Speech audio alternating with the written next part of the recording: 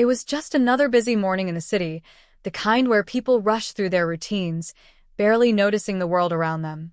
Cars honked, pedestrians weaved through the sidewalks, and the subway station was filled with the usual hum of conversation, tired sighs, and hurried footsteps. Among the crowd stood a young black man, Jamal, no older than 19, dressed in a clean but simple outfit. His sneakers were a bit worn, and his backpack looked heavy, but his posture was upright, his expression calm. He had that quiet confidence of someone who knew where he was going in life, even if others didn't see it yet. As he stepped onto the packed subway, he noticed a pregnant white woman struggling to find a seat. Most people were either too lost in their phones or too preoccupied with their own problems to offer her a place. Without a second thought, Jamal stood up and gestured toward a seat. "Here, ma'am, please take my seat," he said with a kind smile. The woman looked surprised at first, as if she hadn't expected anyone to notice her discomfort. "Oh, thank you," she said, easing into the seat with a grateful sigh. Jamal didn't think much of it. To him, it was just common decency, something his mother had always taught him. But what he didn't know was that this small act of kindness was about to change his life forever. Meanwhile, on the other side of town, Officer Reynolds was having a rough morning. He was a seasoned cop, a man who had been in the force long enough to think he had seen it all. But despite his years of experience, there was a hardness about him, an edge that made people uneasy. Some said he had a chip on his shoulder, that he saw the world in a way that left little room for understanding or patience. That morning, as he patrolled the streets, he spotted Jamal walking toward a sleek office building downtown. Something about the young man's presence rubbed him the wrong way. Maybe it was the way he carried himself, that quiet confidence. Or maybe it was just an old bias buried deep within him, the kind he would never admit to. Whatever it was, he pulled up beside Jamal. "Hey, you," Officer Reynolds called out, stepping out of his squad car. "Where do you think you're going?" Jamal stopped, confused. "Excuse me? I asked where you're headed." "You look like you don't belong around here," the officer said, his voice firm, laced with something unspoken. Jamal sighed. He had seen this before. He had felt it before. "I actually work in this building," he said, pointing to the glass tower ahead. Reynolds let out a dry chuckle. "Right. "And I'm the mayor."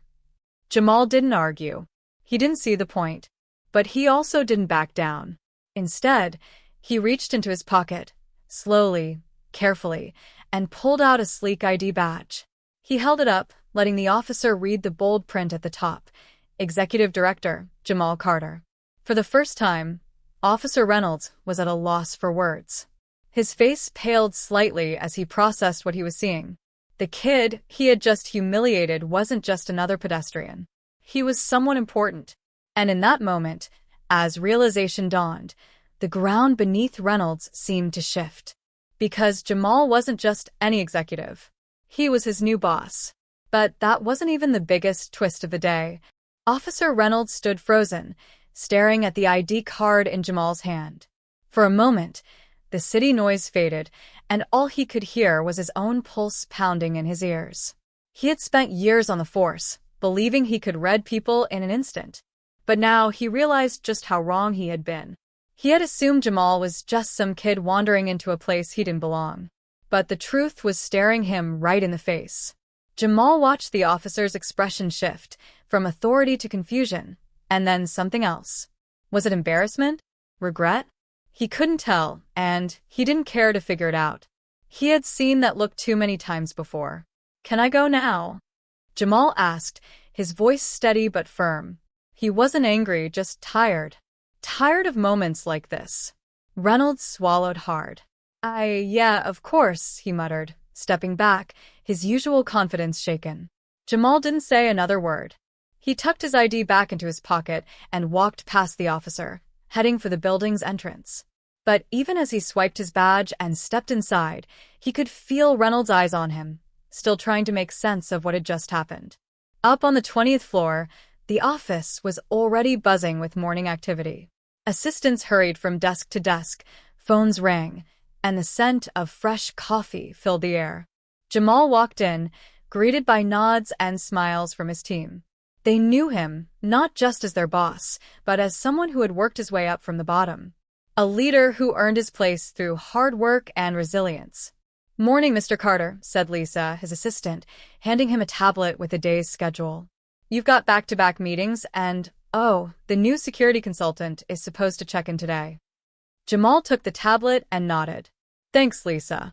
I'll take care of it." But before he could settle in, something tugged at his thoughts. The woman on the train.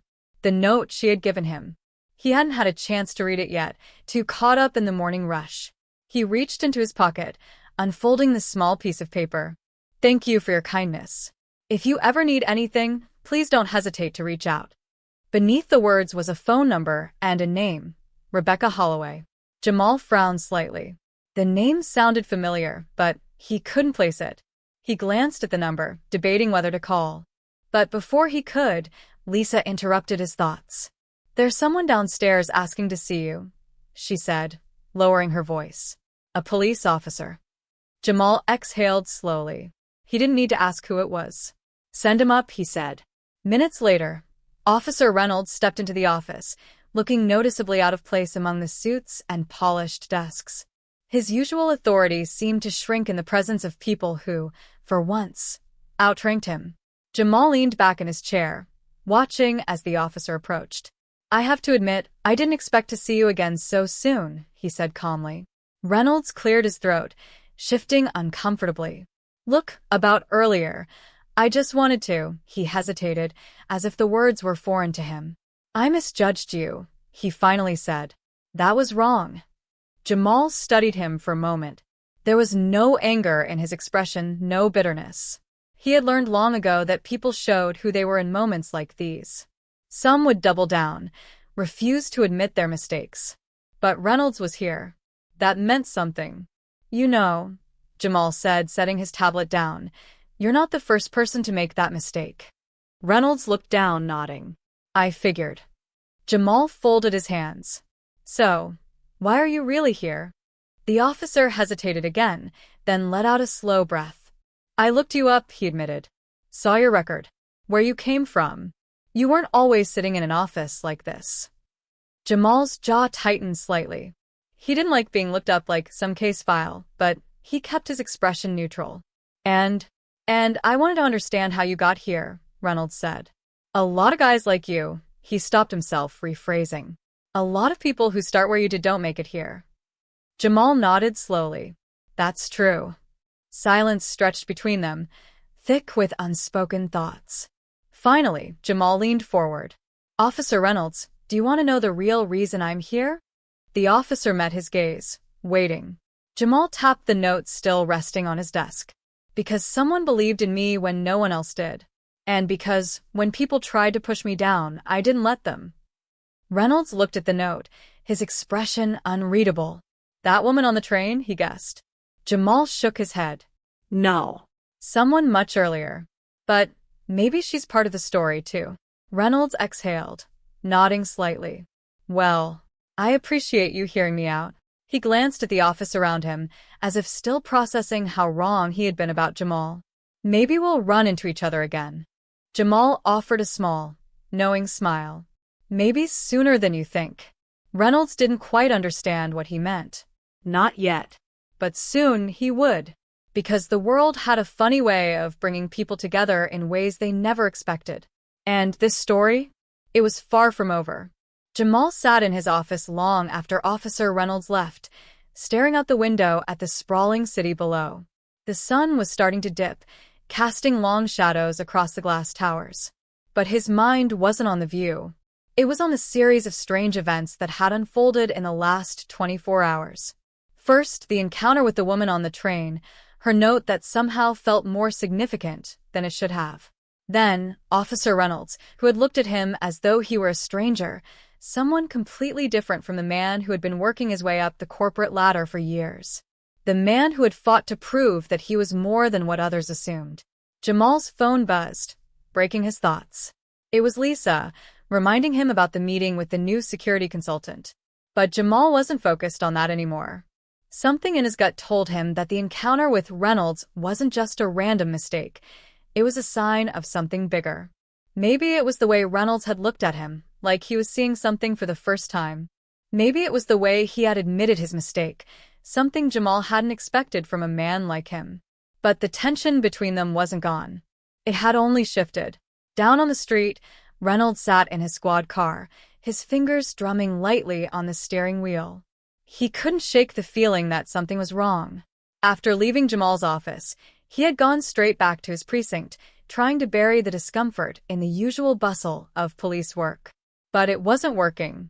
The nagging question wouldn't leave his mind. How could someone like Jamal rise to the top of a corporation like that? It didn't make sense. Not in the world Reynolds had come to know. He had grown up in a world where people like Jamal were supposed to stay down, stay invisible. The rules, the expectations had always been clear. But Jamal's quiet defiance, his refusal to let anyone define his worth, shook Reynolds in a way he wasn't ready to admit. Reynolds knew that he had been wrong about Jamal. But there was more to it. There had to be. How did a kid from the streets make it in a world where people were constantly looking for ways to bring others down? Reynolds needed answers, but the more he thought about it, the less clear it became. Back at the office, Jamal's phone buzzed again. This time, it was a call from an unknown number. He hesitated before answering, his thoughts still clouded with the events of the day. "Hello? Mr. Carter?" A woman's voice came through the line. It was calm, measured, but there was something underlying in her tone that caught Jamal's attention. "This is Rebecca Holloway. We spoke on the train earlier today." Jamal sat up, the tension rising in his chest. "Yes, I remember you." He had almost forgotten about the brief encounter, but hearing her name again brought the moment rushing back. "What can I do for you?" "I was hoping we could meet in person," Rebecca said. "There's something I need to show you.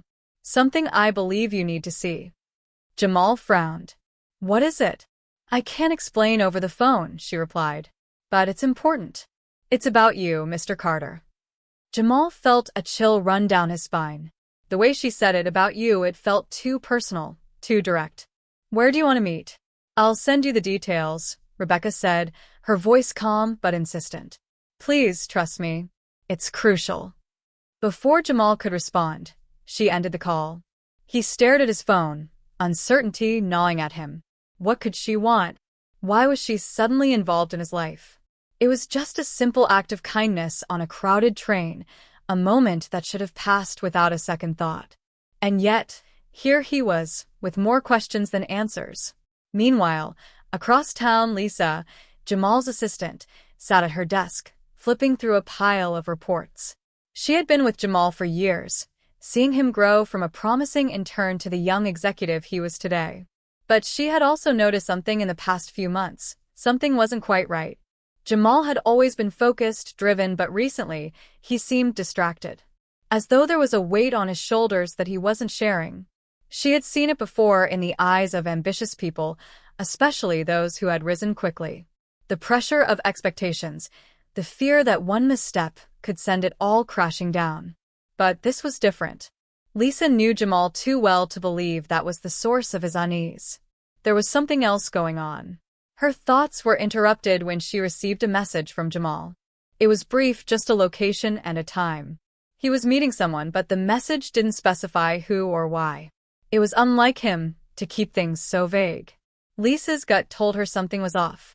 She had always been loyal to Jamal, had always trusted him, but she couldn't shake the feeling that whatever was happening behind the scenes, whether it was with Officer Reynolds, the woman on the train, or some other force, was something she needed to understand. Back at the precinct, Reynolds paced his small office, still unable to shake the discomfort from earlier. The young man, Jamal, had gotten under his skin in a way he didn't like. He was supposed to be in control, but there was something in Jamal's calm, assured demeanor that unsettled him. He grabbed his phone and opened the search engine, typing in Jamal Carter's name. He had already done this before, but now he was looking with a different perspective. The information that came up was nothing new. Jamal had grown up in the rough parts of the city, worked hard to get into college, and then, against all odds, had landed an executive position in one of the most prestigious firms in the country. But there was something buried in the articles, a hint at a past that didn't quite add up. A piece of the puzzle was missing, and Reynolds was determined to find it. Jamal stood there, frozen, as Officer Reynolds' words hung in the air, thick with uncertainty. It was like everything he had known about his life was suddenly being shattered, piece by piece. He looked between Rebecca and Reynolds, trying to make sense of their cryptic warnings. What was this bigger mess they were talking about? And how did they fit into it? Before anyone could speak again, the cafe door swung open with a sharp creak. The bell above it jingled, and the mood in the room shifted immediately. Jamal turned, his heart pounding as he saw a man step inside. He was tall, with broad shoulders and a purposeful stride. His face was partially obscured by a baseball cap, but there was something about him that instantly made Jamal's stomach twist with unease. Rebecca's eyes went wide for a split second, before she quickly masked her surprise. Reynolds, too, seemed to stiffen. Jamal felt a cold chill pass through him as the man walked toward their table, the atmosphere growing heavier with each step. "You shouldn't be here," Rebecca muttered, her voice barely above a whisper, but the tension in it was unmistakable. The man ignored her completely, his gaze fixed on Jamal. There was no warmth in his eyes, only cold calculation. "Mr. Carter," the man said, his voice smooth but carrying a clear edge. "I've been waiting a long time for this moment." Jamal's mind raced, but his body was rooted to the spot. He had no idea who this man was, but the way Rebecca and Reynolds reacted to him made it clear that this was someone important and dangerous. He swallowed hard, trying to keep his composure. "Who are you?" The man smiled slightly, but there was no humor in it. "My name doesn't matter right now. What does matter is that you're about to learn something you've spent your whole life ignoring." He leaned in, his voice dropping lower. "Your past is far from over, Jamal. It's only just begun." Jamal's heart skipped a beat. "What are you talking about?" Before the man could answer, Rebecca slammed her palm on the table. "No. This is not how it's supposed to go down. You promised me." But she stopped herself, as though she realized too late that she had said too much. The stranger looked at her briefly, then turned back to Jamal. "You've been living a lie," he said, his words calculated and sharp. "Your whole life, you've been fed a story that wasn't yours to begin with. You think you made it here on your own? You think everything you've done was your choice." He paused, letting the words sink in. "You were never meant to succeed. Not like this." Jamal's breath caught in his throat. "What are you saying? Who the hell are you?" The man's expression hardened, his eyes narrowing. "I'm someone who knows the truth. The people who have been watching you, they've been controlling every step you've taken since the day you were born. And now it's time for you to finally understand why." A cold sweat broke out across Jamal's forehead. This felt like a nightmare, like some twisted game he didn't understand. His mind was racing, trying to grasp what was happening. "What do you mean, controlling every step? Who the hell are these people?" The stranger smirked, then turned his gaze to Rebecca. "You told him too much, didn't you? You thought he was ready." He shook his head slowly, as though he pitied her. "You're not ready, Jamal. You're nowhere near ready." At that moment, something clicked in Jamal's mind. He remembered what Officer Reynolds had said earlier, that the people who wanted him to fail had been watching him for years. What if everything he thought he knew about his rise to success was part of some bigger game? What if he hadn't earned his place in the office on his own? Jamal looked at Rebecca, the weight of everything suddenly crashing down on him. "What's the truth? Why didn't you tell me sooner?" Rebecca's eyes darted between the man and Jamal, clearly torn. She opened her mouth to speak, but just then, the stranger reached into his jacket and pulled out a sleek, black folder. He slid it across the table toward Jamal, his eyes cold and unblinking. "This is the file that changes everything," he said, his voice low. "Open it." Jamal hesitated for a moment, his hands trembling. What could possibly be in there? But curiosity and fear pushed him forward. He tore open the folder and spread it out on the table, his eyes scanning the papers. It was a collection of documents, newspaper clippings, photos, and official papers with dates and locations marked in red ink. The first article he saw was about a young man, his face a few years younger, but unmistakably him. The headline read, "Local teenager disappears after alleged police incident." Jamal's heart pounded as he scanned the details, his mind racing. The incident was described vaguely, but it involved a police officer, and Officer Reynolds was mentioned in the article, his name alongside Jamal's as a witness. Jamal turned the page, his hands shaking as he read the next article. It was about a corporation he now realized was the very one he worked for. There were mentions of discreet background checks and influence from outside sources, but the real shock came in the form of a name, his mother's name. She had been involved with the company in some way, but the details were unclear. His mind was spinning, trying to make sense of it all. His rise, his career, his every move. Had it all been orchestrated? Was it really his success? Or had it been a carefully planned game from the start? Rebecca watched him closely, her expression pained but resigned. I told you there was more to your story, Jamal. This is just the beginning. But now you need to decide. The people who control all of this, they're not done with you. They'll never be done. Jamal's thoughts were a blur, but one thing was clear now. His entire life had been a lie. He wasn't in control. He never had been. And whoever this man was, whoever these people were, they weren't going to stop until they had him right where they wanted him. As the weight of this truth settled over him, Jamal felt the walls closing in, the stakes higher than they had ever been before. He wasn't just fighting for his career or his freedom anymore. He was fighting for his very identity. And just when he thought things couldn't get worse, the phone on the table buzzed loudly, its screen lighting up with an unexpected name. Lisa. Jamal's hand hovered over the buzzing phone, his heart pounding in his chest. Everything he thought he knew was unraveling right before his eyes, and now this call from Lisa. What could she possibly want at a moment like this? He glanced up at Rebecca and the stranger, both of them watching him intently, as if they already knew what was coming. He didn't know whether to answer or ignore it, but the tension in the room was suffocating, and something deep inside him told him he needed to know what Lisa had to say. He picked up the phone and answered it without a second thought. Lisa? What's going on? Her voice came through, tight and shaky. Jamal, you need to listen to me. There's no time to explain everything, but I need you to be careful. There are people at the office. They know what you're doing right now. They're coming for you. Jamal's blood ran cold. What do you mean, coming for me? His mind flashed back to the mysterious people he'd seen in the files, the ones who had been watching him. Who? Who's behind this? Just trust me. Lisa's voice was urgent. They're already in the building. They're after you, Jamal.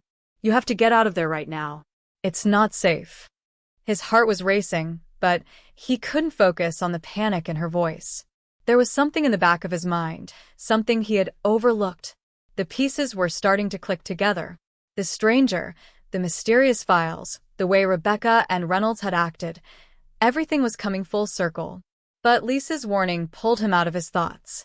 He looked at the stranger. Who are you really? Jamal demanded, his voice shaking with a mix of fear and anger. What do you want from me? The man didn't flinch. His face remained a mask of indifference. I already told you, he said, his tone cold. You've been a pawn in this game for a long time, Jamal. But now you have to choose. You either walk away and let the system continue, or you stand up and fight.